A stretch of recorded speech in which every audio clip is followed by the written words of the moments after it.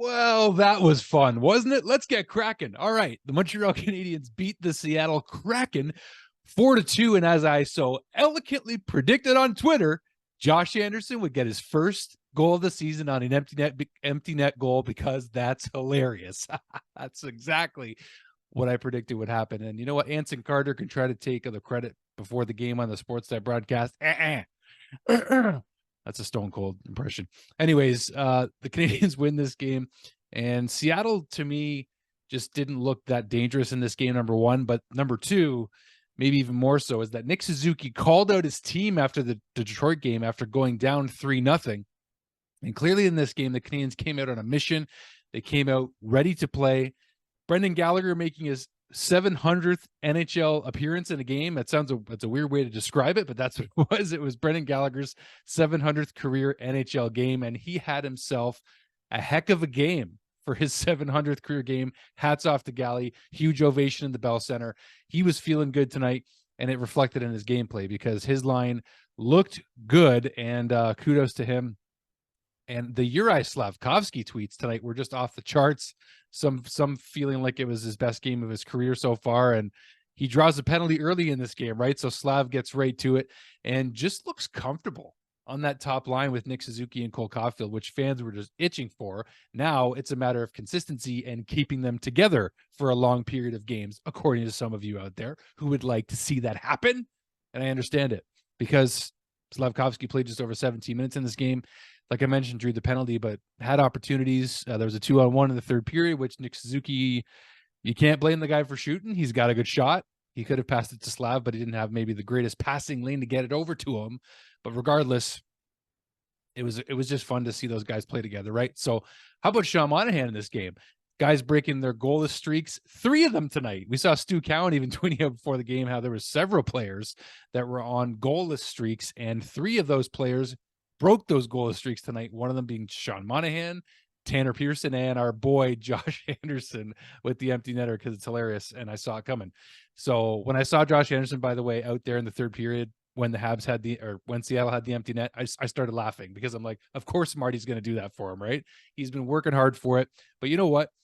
Before you even consider talking about the empty net first goal of the season for Josh Anderson, you got to talk about the first goal of the game for Sean Monahan on another unselfish play, where the last Habs goal scored before this was an unselfish pass from Josh Anderson to Gustav Lindstrom to tie the game for the Habs against Detroit, right? And in this game, Josh Anderson, well, he has a good opportunity in the right side of the slot near the right faceoff dot to shoot, elects to pass to an open Sean Monahan, who just tips it beautifully top shelf, and Monahan breaks his goalless drought to get which goal of the season was that for Shawnee boy? Let's pull it up here real quick, because I do this on the fly in one take because I'm on it tonight. Sean Monahan's 7th goal, and he wasn't done there. You guys saw, and by the way, the Canadiens were 100% on the power play in this game, 1 for 1, and it was just nice to see them get a tic-tac-toe goal, right? It was a beautiful thing in the second period with Nick Suzuki, Cole Caufield, and then Sean Monahan finishing. And he almost got a hat trick on the empty net too, but he was being unselfish and giving it to Josh instead. But even before Sean Monahan's second goal of the game, Tanner Pearson with a nice feed from his buddy Brendan Gallagher in his 700th NHL game. That was beautiful to watch from Gally. And he was on it tonight. He just looked good. I think it was also Seattle just didn't have it tonight. They're at the end of their road trip. They didn't look particularly dangerous, except for Vince Dunn, who I have in my hockey pool. He got 2 points for me and still lost. Thank you very much, Vince. We appreciate it. Former Niagara Ice Dog Vince Dunn, thank you very much. Appreciate it. So Tanner Pearson breaking his goal streak. He gets his 4th of the season. And then Sean Monahan gets his 8th of the season, his 2nd of the game. And it was a tic-tac-toe goal play from Caufield and Suzuki. And the Habs finished, and it was Sean Monahan's in the slot with a couple guys near him too, and they just found the seam, as Gary Galley put it. You got to look for the seams on the power play, and it might take a half second, but you can create one, and then bang, and it's in the back of the net. So love that play from them. And Jared McCann gets Seattle back in it before the end of the second period with a nice snipe where they hem the Canadiens in for like a 3-minute shift. It felt like it was actually very close to a 3-minute shift. Everybody's absolutely gassed. I'm surprised there was no timeout called there. But regardless, there was almost a 3-minute shift by the Canadiens. The Kraken take advantage, and Jared McCann does that with a snipe on Sam Montembeault, who, again, fresh off his contract extension, Sam Montembeault with a .939 save percentage in this game and gets his 6th victory of the season, improving to 6-3-1. Was it? I don't want that screen up right now. Sam Montembeault improves to 6-3-1 on the season. And into the third period, Vince Dunn does make it interesting with a very nice goal. Frankly, that Vince Dunn goal through the legs of Nick Suzuki, underneath his legs to hit top shelf on the power play for Seattle was a pretty nice looking goal. Let me say that. Got a point from Matty Beniers from my hockey pool as well. Thank you, Matty. And I'm feeling good tonight. Yeah, I'm going to enjoy this win for sure. And the other reason too is because the Canadiens on December the 5th, today is the 4th, I want to say.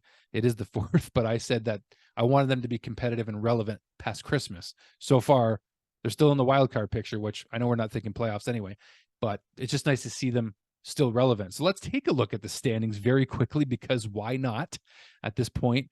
Talking about the Habs and where they're at for the Eastern Conference right now. After that game, they're 12th, tied with Pittsburgh for 25 points. They're actually 2 points above New Jersey, offensive powerhouse New Jersey, who's really struggling out of the gate this season. I made him a big mistake in one of my other hockey pools, taking a lot of New Jersey Devils, because now Dougie Hamilton's out and they've had injuries all throughout the season with a whole bunch of guys. So in terms of the wild card picture, just for fun, like I mentioned, the Canadiens do now currently sit at 25 points, which is only 2 points behind Tampa for the second wild card spot, behind Toronto for the first wild card spot. So for Montreal to have 25 points right now, they're an even 500, 11-11-3. You know what? They're staying relevant despite all the injuries, right? And we got news about Arbor Jackeye. He's being sent down to Laval, although not everybody understood why. Likely some sort of a conditioning stint. He hasn't been able to even practice with the Canadiens because they were on their road trip. Got that from Twitter today from Stu Cowan also. And he's going to go get some reps in, right? Carey Price did it. Brendan Gallagher did it with Laval. It's fun for the fans, for one. Like, that's going to put butts in seats in Laval at Place Belle. For sure it is. So good for Arby in that sense. We also heard that David Savard is nearing a return. He was at the morning skate this morning at the Bell Center for the Canadiens. So he's getting close to coming back too. And they've, basically held the fort as best they possibly could with these guys out of the lineup, right? So I think they've done pretty well despite everything.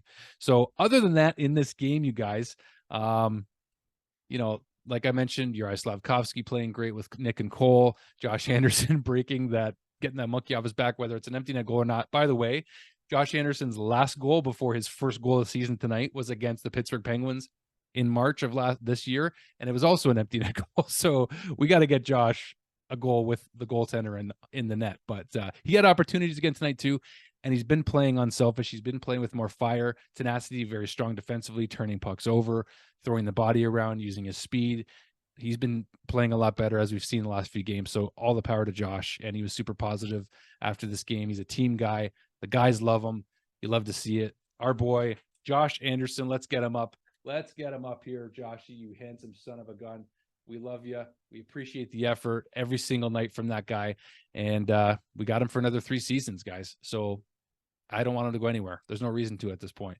Let's hang on to him. Anyway, that's all I got for you guys. Thank you for watching. Click like and subscribe. Support the channel if you'd like. You can also support it in a deeper way if you want by clicking join for $2.99 a month. Extra perks to become a member of the Deke Squad. We'd love to have you. So we'll see you soon, guys. All my best. Thank you for watching.